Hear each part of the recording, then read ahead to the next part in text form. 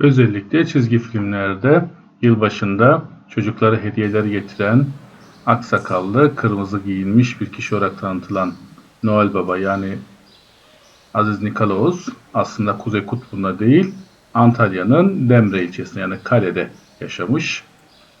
Şu anda gördüğünüz kilisenin içinde de gömülü olduğu düşünülüyor. Ancak Noel Baba'nın hayatı öyle pek de güzel geçmemiş.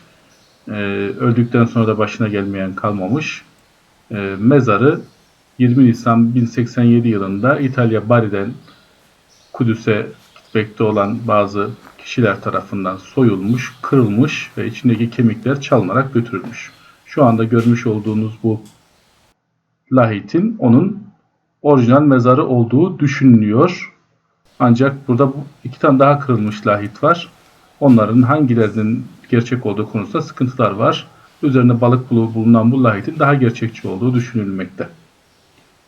Götürülen kemikler Bari'de yapılan bir Noel Baba kilisesine yerleştirilmiş. Burada sergilenmiş. Hatta buradan Moskova'ya kaburga kemiği gönderilip orada törenler yapıldığı da anlatılır.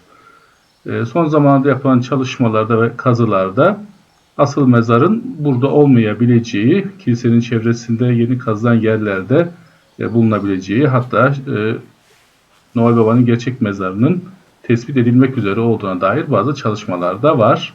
Bununla ilgili yapılan kazı çalışmaları devam ediyor. Kesin bir bulguya ulaşılmadı ancak Noel Baba'nın mezarı bu kilisenin içinde kırılmış olan lahitlerden birinin içindeydi diye düşünülmekte. Her ne kadar kendisi kar görmemiş olsa da bize anlatılan hikayelerde Kuzey Kutbu'nda yaşadığı, evlere bacadan girdiği şeklindeki hikayeler hala çocuklara filmler aracılığıyla anlatılmaya devam etmekte. Oysa ki bu kişi denizcilerin, çocukların ve genç kızların koruyucusuymuş zamanında ve onlara büyük yardımlarda bulunmuş. Mezarı da Aziz Nikolaos Kilisesi'nin içinde Demre merkezde bulunmakta.